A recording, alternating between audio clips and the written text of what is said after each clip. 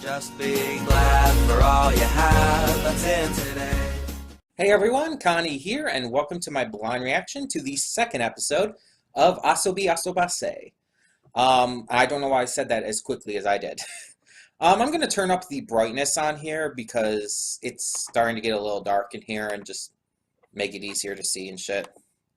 But while we're doing that, so Asobi Asobase, I started this last week. It was the new poll winner for anime slot, and first impressions on this series were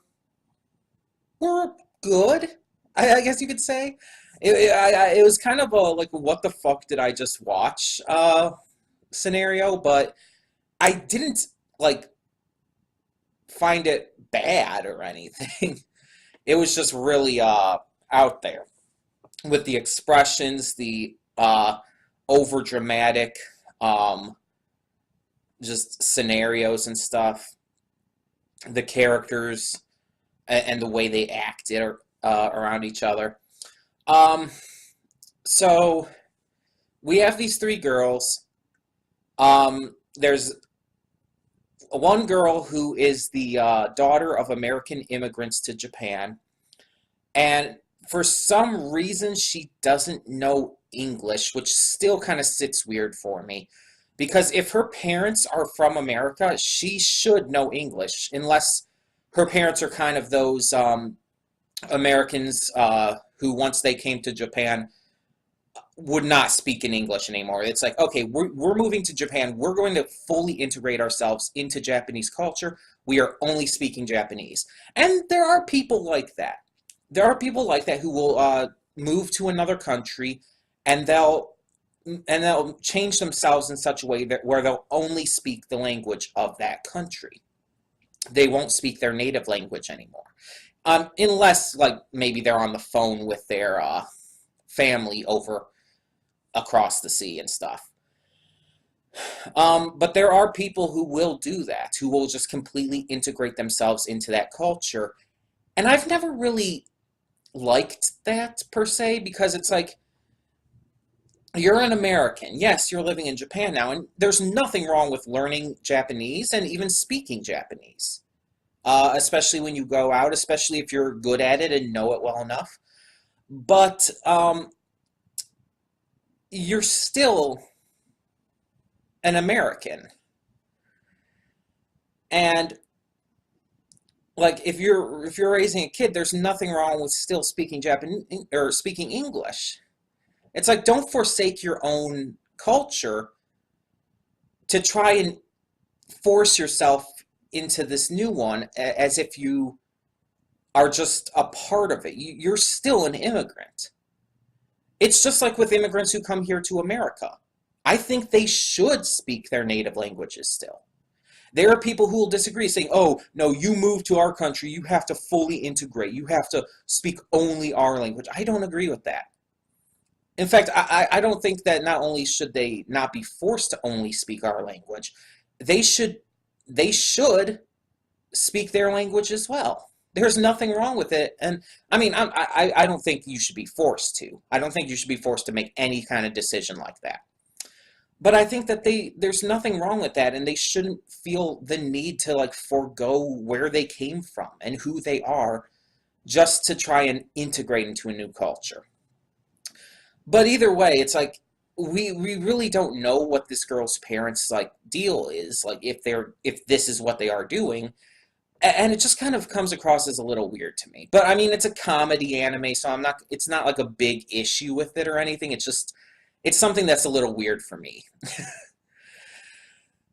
But yeah, moving forward, one of the other girls, she's not too good at English, and she thinks this girl is. So she's trying to get her to tutor her. And basically, every time that they play a game and she wins, the daughter of the American people will tutor her on something new in English. So, and the other girl's just kind of there. From what we gathered, I guess she was showing the new girl, the American girl. I'm just going to call her the American girl, even though she's technically not American if she was born in Japan. I'm just going to call her that for sake of ease until I start memorizing their names. The American girl, the other girl, I guess you could say more normal one.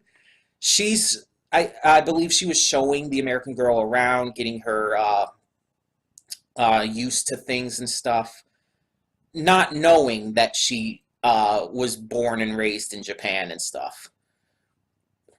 So it's like they kind of come together and end up forming this club, which ends up becoming known as, I believe it was the Pastime Club, basically referencing that their club is all about just having fun with all of these different pastimes, all of these different games and fun little just things to do. But like other people were seeing it like, oh, pastime, like past-timers, like old people. And it's like, okay, I guess that makes maybe a little more sense in terms of the Japanese terminology. Here in America, if like there was a pastime club, I think most people would understand it. I think most people understand what a pastime is. At least people I know probably would. But yeah, the comedy is very random, very wild, very over-exaggerated and intense. I compared it last time to Nichijou in the way that it's segmented, like it has the same characters and everything, but it segments it into different like focuses, or in this case, different pastimes. In the same way that Nichijou kept going with the same characters and all, but each episode had like different segments to it that were like these different jokes, these different gags, and sometimes there'd be running gags and stuff. Pop Time Epic kind of did that too, but Pop Time Epic didn't really have the continuity or the any sense of grounded connectivity between its skits. It was just more like just completely random bullshit. Which if you like that kind of stuff, that's completely fine. But Nichijou and Asobi Asobase seem to have more of a more of a connectivity. They seem to actually be doing something with these stories still. I mean, obviously, with only having seen one episode, I don't really have any strong opinions one way or the other on whether or not I think the series is good yet, or whether I'll like it. I think I'm going to have to see a couple more episodes before I can really say, especially for a show like this. But one other thing to note, I believe there's like an OVA and some specials or something like that. I'm not sure if I'm going to react to those yet. I think that's going to depend on how much I enjoy the series itself. Now, as I mentioned last time as well, I began watching this and I put this on my list and everything because of one scene that we have yet to get to. I believe I mentioned it last time on what I remember it being about, but just as a reminder, it had something to do with them like doing, which now I know I guess is one of their pastimes. And all I remember is one of the girls spanked the other, and the girl who got spanked yelled something like, "My ass is destroyed." And it was, I don't remember all the details behind the clip that I saw. And I saw it like a couple times on social media. But I remember it was fucking hilarious. But the fact is, I have seen it before, so even when it comes up again, I probably won't have as much of a reaction. Like compared to like Star Versus Season 4, Episode 4, which we had just gotten to the beginning of this week and all. Like when Star said, "Can I be next?" in reference to, oh, I cannot think of her name, the Thunder Goddess woman. I don't know if she's actually a Thunder Goddess, but I mean, she might as well be. But you know who I'm talking about. The woman that Star had a crush on in the Never Zone. A friend of Marco's from his time spent chasing down Hekapu and stuff. But yeah. Yeah, I had such a visceral, like, laugh out loud reaction to that, if you remember. And I don't think it's going to be the same here when I see it, because I have seen that clip a couple times before. But when I realize what's going on, I'll remember it. And it'll still be funny. I just won't have that big of a reaction again. But yeah, so we're going to continue doing one episode at a time for now, I think. Even though we could do more because, you know, our other show on Wednesdays, being Puppy Cat at the moment, is so short. I think we're going to keep it to this for now, just because there are only 12 episodes, and it's just, I feel, going to be easier. Plus, in terms of the episodes I download, being Puppy Cat, the second half of the season does have some downloads which are multiple episodes at once. So it's like there are going to be a little bit longer reactions. Plus, as you know, on Wednesdays I do church stuff at night too. So yeah, I actually have to get this recorded because I'm leaving probably about 5:30. So yeah. Either way, that's about an hour to go, so I still have time. Either way, we're just going to get into this, so we're going to see what we've got in store for us this time, and I hope to enjoy it. So for now, yeah, let's get this going. When the screen fades to black, pause this redirect and go to the description below. Follow the link to the reaction, and after you watch it, come back here to the redirect and resume play. Because after it fades to black and then fades back in, everything from that point forward will be my afterthoughts, and will contain spoilers to the episode. So that being said, thank you so much for tuning in today, and I will see you at the reaction. And we are back, and we will begin with spoilers in 3, 2, 1, now. I feel like this is one of those shows that I'm not really going to have a lot to talk about afterwards, because it's like, it is basically just a series of skits. Yes, there are ongoing themes and ideas to them, but it's like, there's really not a lot to talk about in terms of like story or characters. One thing I can mention though is so Olivia, Hanako, and I cannot remember the other one's name, the glasses girl. I'm and I don't even know if I'll remember Hanako and Olivia's name by next episode. So I'm just going to call the other one Glasses Girl for now.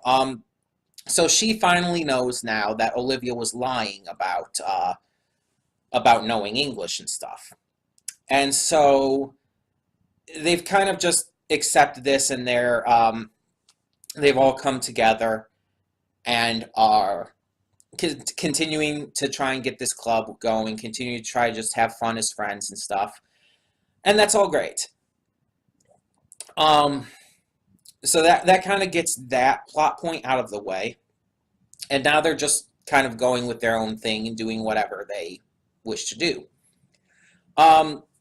So let's talk about a couple of the little things that they, well, do in this episode. And this is probably going to be out of order unless I go through this. Well, okay, I'm going to go through this. I muted it. So first off, they're just trying to get the club off the ground.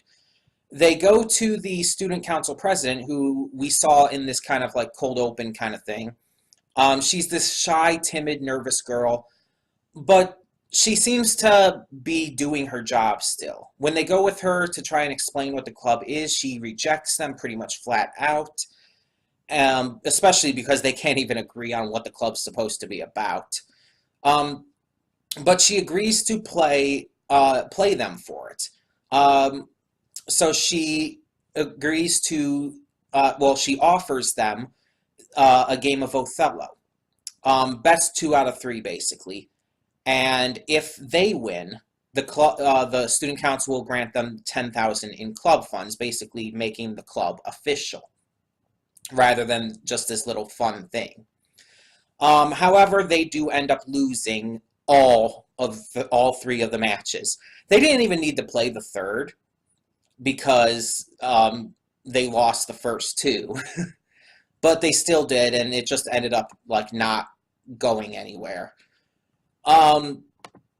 So we also had this as I mentioned about them finding out that Olivia was lying about English and stuff, that was kind of the second thing we had that. And then we went into makeup. So the makeup one was probably one of the funnier ones.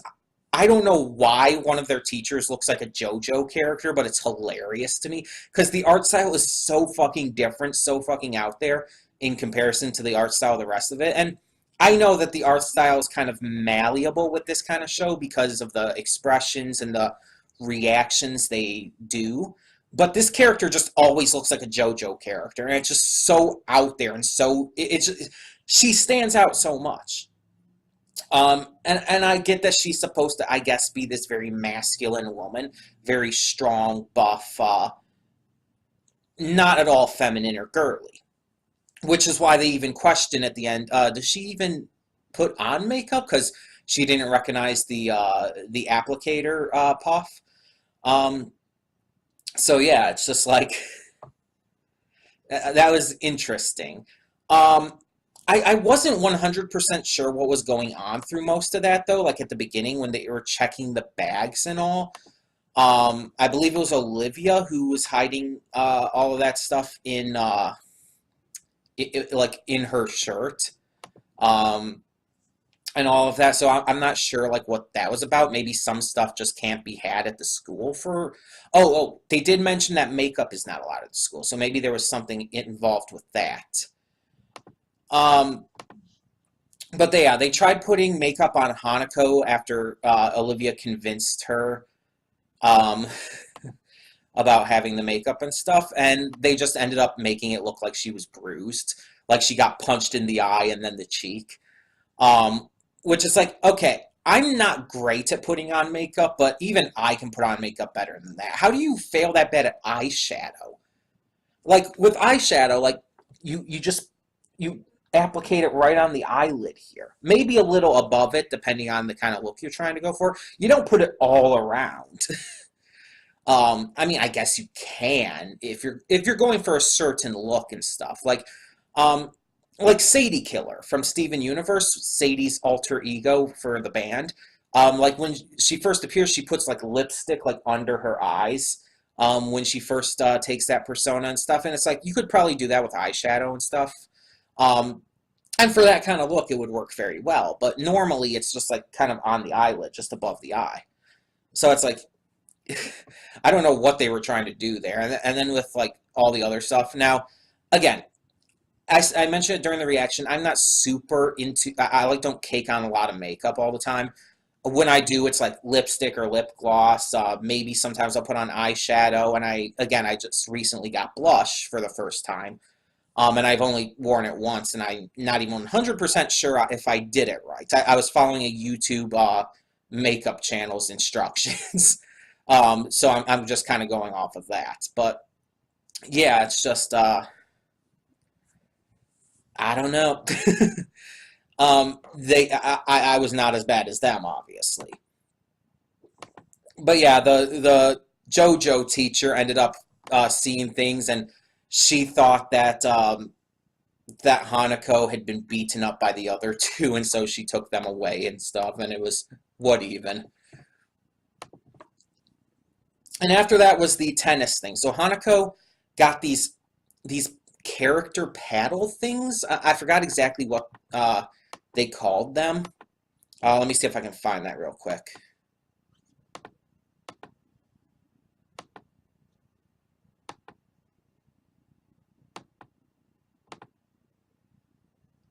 Let me see here. Hagoita? Hagoita? Maybe it's Hagoita. Let me see if I can look up what that is, because I don't think I've ever heard of that. Hagoita are rectangular wooden paddles originating in Japan, ostensibly used to play hanetsuki, but often serving a more ornamental purpose. So yeah, they're basically paddles with like figures and characters and stuff on them. Like these pictures I'm seeing, some of them like show these cartoony characters. Other ones show like geisha and stuff. So yeah, they're kind of ornamental, but I guess sometimes they're used to play some kind of game. Um, it looks like they kind of look like these things that you would like have at concerts or conventions even. I could completely imagine that. But yeah, so she had three of them ordered for her and her friends, and they're going to use them to challenge the tennis club because apparently it will be a good handicap for them because Hanako's so great at tennis and stuff. So they challenged the tennis club against these two girls who are there still, and they don't even really get started because the nose on Hanako's Hagoita destroys the ball somehow. I don't think that would work. Um, and she goes to break it off and starts crying about it, break the nose off. And then the others start breaking their Hagoitas, and then the other girls just kind of quit. And it's just kind of over, just like that. Um, yeah, this episode I don't think was as good as the first one in terms of its pure insanity and raw excitement over seeing this kind of just really random, intense kind of humor. It definitely wasn't as out there. Um, but it did have some good moments either way. It was still enjoyable. And it went by quick, which is, in this situation, a good thing because it felt like no time at all. It went by so quick because I was enjoying myself watching it. um, but yeah, overall, it wasn't as good as the first one, but I don't expect every episode to be as insane. I think they're going to kind of try to mix it up so that it doesn't like go too overboard. Because, I don't even know like specific, like I'm not going to give any specific reasons for why they might try to do that, but I'm kind of glad because that way it hopefully will not end up like Pop Team Epic, which just went too overboard too often and ended up feeling really forced because of it. Yeah, Pop Team Epic just it wasn't that great. It really wasn't. Um, it tried way too hard and just did not live up to the hype it believed itself to be. But this one so far is definitely seeming better. The characters just in general are more likable, but that's to be expected. Either way, tell me in the comments below what you thought of this episode of Asobi Asobase, and tell me your thoughts on just the general style of it and how these characters interact. Thank you so much for tuning in, and for now, yeah, I'm Connie and I'm signing off. See y'all next time. And though you've come through many obstacles,